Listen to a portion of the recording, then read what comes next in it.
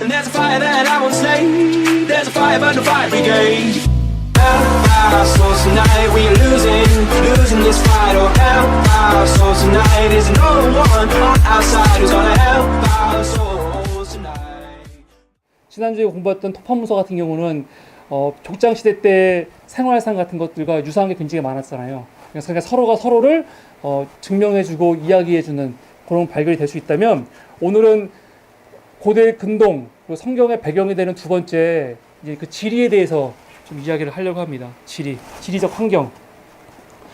보통 우리가 고대 근동이라고 하는데, 고대 근동이라는 이런 명칭 자체는 사실 고고학이 발달하면서 유럽인들의 시각으로 한 말이에요.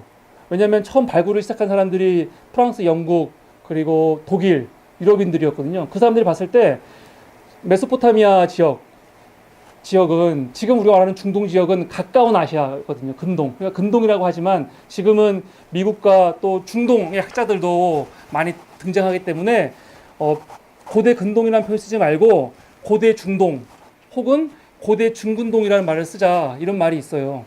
그런데 이미 고대 근동이라는 용어는 학술 용어로 자리를 잡았거든요. 그러니까 고대 근동을 얘기할 때는 그냥 고대 근동 얘기하는 게 좋을 것 같고, 다만 고대 근동 지역의 지금 명칭, 지금 부를 때 더 이상 근동이라는 말은 안 쓰죠. 고대 근동이라는 말은. 그러니까 항상 고대라는 말하고 근동을 같이 들어가는 거예요. 고대 지역을 얘기할 때만 근동하는 거고, 지금 얘기할 때는 그냥 중동이라고 얘기하는 거죠. 중동.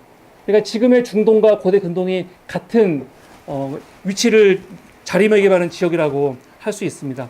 이 고대 근동 지역을 제임스 브레스테드라는 사람은 비옥한 초승달 지역이다, 고대에, 이렇게 이야기를 했습니다. 앞에 PT에 보이는 이 빨간색 표현인데, 이 부분이 사람들이 거주할 수 있고 살 수 있고 그리고 농사를 지을 수 있는 비옥한 지역이라는 거죠. 모양이 초승달 모양이라고 해갖고 비옥한 초승달 모양이라고 하는데, 이 모양은 굉장히 자연적인 모양이에요. 왜냐면은 그 초승달 모양을 뒤에 배경이 되는 곳이 다 산맥입니다. 엄청나게 큰 산맥들.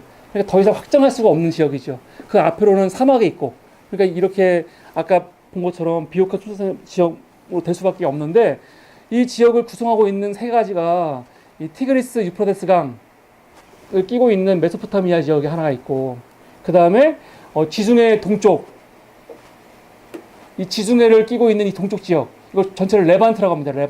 레반트가 있고, 이 마지막 끝나는 부분이 이집트죠. 이집트. 이 세 지역을 다 합쳐가지고 비옥한 초승달 지역이라고 하고 고대 근동이라고도 하는 거죠. 이 부분이 성경 구약의 전체의 무대가 됩니다.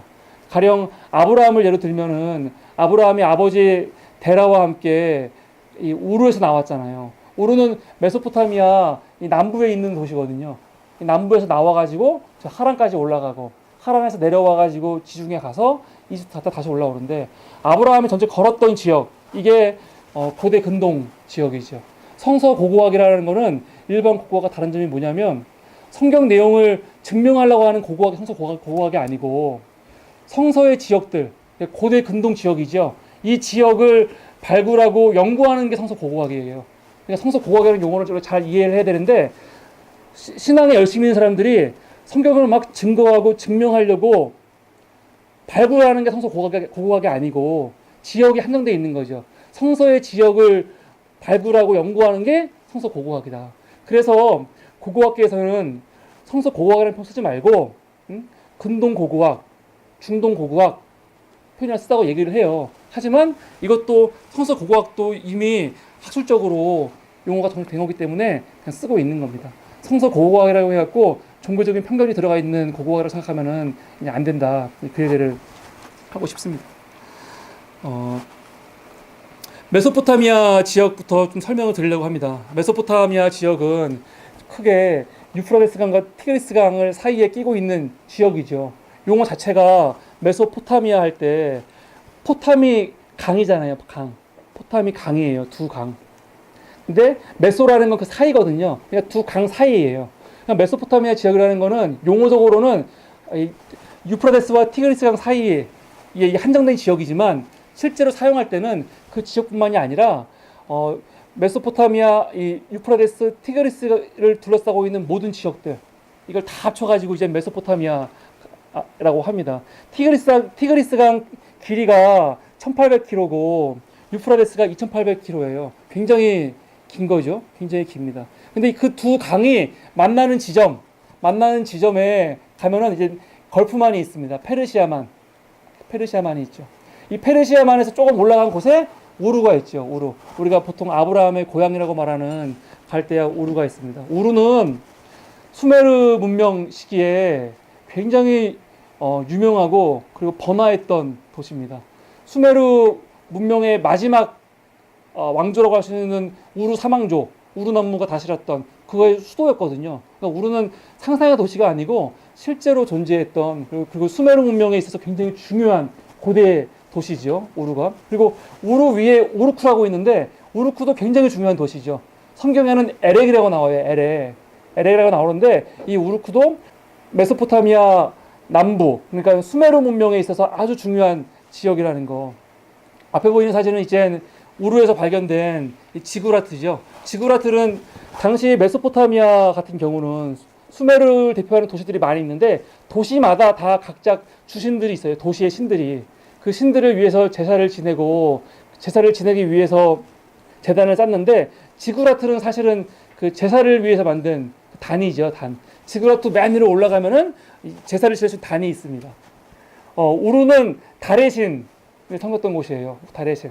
그래서 우루의 지구라트는 달의 신에게 제사 드리는 곳인데 지금 가장 완벽하게 남아있는 곳이 우루의 지구라트죠.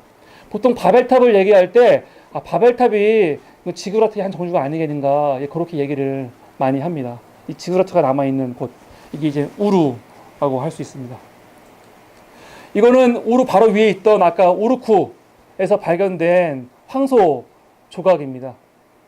수메르 문명은 우리가 좀 관심을 가지고 공부하면 되게 좋을 것 같은데 우리가 고대인들 하면은 되게 미개하겠지 아니면 많이 알지 못하겠지 생각하는데 수메르 문명을 보면은 굉장하죠. 굉장합니다. 이미 BC 7000년부터 사람들이 거주했고 4000년대부터 도시국가가 생겼고 그리고 문서 같은 경우는 3500년대부터 발견이 되거든요. 근데 이 문서 같은 걸 보면은 이미 수메르 문명 때부터 우리가 상상하기 힘든 이 굉장히 문명화된 모습들이 보이거든요. 수메르 문명에서 대단한 사람들이죠. 그 수메르 문명을 대표했던 도시가 우르쿠와 아까 우루였다. 또 니프로도 있고.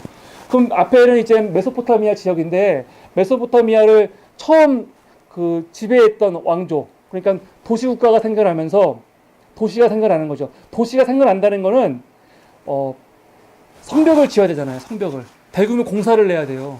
대규모 공사를 짓기 위해서는 왕이 나와야 됩니다. 그냥 그만한 이 리더들이 가지고는 이런 대대적인 공사를 못 해요. 그러니까 절대군주가 나오고 왕이 나와야지 큰 공사를 할 수 있거든요. 이집트가 피라미드 같은 아주 대건축을 할 수 있었던 이유는 파라오라는 절대 권력이 있었기 때문이죠. 그러니까 수메르에서도 도시가 등장하기 시작했다는 것은 거기에 왕들이 출현했다는 거거든요. 근데 그 도시의 왕들을 통합한 또 왕들이 등장하죠. 큰 왕들이. 그래서 처음 그 메소포타미아 남부를 지배한 사람들이 수메르 사람들입니다. 수메르 정권. 수메르 정권이 한 700년 정도 메소포타미아를 지배를 하죠. 3000년부터 한 2300년까지 그 정도 지배하다가 아카드인 사르곤 1세가 등장하죠. 사르곤 1세. 이 사람이 등장하면서 이 메소포타미아 지역을 다 석권을 하면서 수메르 지역이 끝나고 이제 아카드 문명이 들어오죠. 근데 사실 보통 수메르와 아카드를 다 합쳐갖고 그냥 메소포타미아 문명이라고 같이 포함시킨단 말이에요. 근데 이 아카드의 시대도 한 300~400년 가다가 망하는데 누구한테 망하냐면 동쪽에서는 엘람이라고 써있죠. 그리고 서쪽에서는 아모리 족속이 동시에 침범하면서 이 아카드가 이 메소포타미아 문명이 완전히 망하게 돼요. 거의 망하게 돼요. 그러면서 우리가 보통 말하고 있는 수메르 문명이라는 게 끝나버리거든요. 완전히. 그러니까 이때는 굉장한 혼란기예요. 혼란기. 수메르가 망하고 아카드가 들어올 때도 혼란기죠. 그런데 아카드가 망할 때, 아카드가 같은 이 수메르 메소포타미아 지역이 아니라 완전히 이민족이죠. 엘람과 아모리 족속에 의해서 망하게 됐을 때는 굉장한 혼란기였어요. 그때가 BC 한 2000년대입니다. BC 2000년대. 근데 그게 중요한 이유가 뭐냐면 아브라함이 데라와 함께 우르에서 나오는 시기가 그 시기예요. 그러니까 메소포타미아가 굉장히 혼란기에 있을 때, 그때 많은 사람들이 이동을 합니다. 그러니까 이런 이 고대 근동의 역사와 비추어 보면은 그냥 물론 신앙적으로 뭐 신앙에 따라서 우상 숭배를 피해서 나왔다고 얘기하는데 그렇게 믿을 수도 있지만, 또 하나는 당시 그때 문명사적으로 나올 수밖에 없는, 피해야 되는 그런 것들이 있었죠. 그래서 데라가 가족과 함께 집단 이주를 하는 거예요. 집단 이주 같은 경우는 고대 시대 때 보통 일이 아니에요. 단순히 가족 몇 명이 가는 게 아니고 가솔과 모든 사람들 다 데리고 완전 이동하는 건데 굉장히 큰 결단이 필요한 거죠. 이런 식으로 일어났다는 거. 고대 근동 지역, 지금 메소포타미아 얘기할 때 그래 결국은 아브라함이 나와가지고 하란에 가고 하란에서 가나안 들어와서 이집트 갔다가 다시 올라오고 거기서 역사가 시작되는 거잖아요. 그리고 다시 이집트 내려가서 그 400년 동안 백성들이 만들어지고 이집트 탈출해서 가나안 들어와서 생활을 하고 왕조를 이루는데 결국은 나라가 망하잖아요. 북이스라엘 망하고 그리고 남유다 망한 다음에 다시 메소포타미아로 돌아오잖아요. 물론 그때는 포로의 입장으로 돌아왔지만 다시 돌아온다고요. 돌아와갖고 이때 에스겔이 돌아온 사람들 사이에서 예언자 활동한 사람이 에스겔이잖아요. 에스겔이 갈대아 땅 그발강가에서 여호와의 말씀이 임했다고 하거든요. 동시대 때 다니엘은 궁정에 있었죠. 궁정. 이 왕궁에서 활동을 했고 에스겔은 이 그발강가에서 당시 유대인들과 함께 신앙생활했던 선지자입니다. 정확한 위치는 사실은 알지는 못하는데 이거는 느부갓네살이 만든 대운하라고 알려져 있습니다.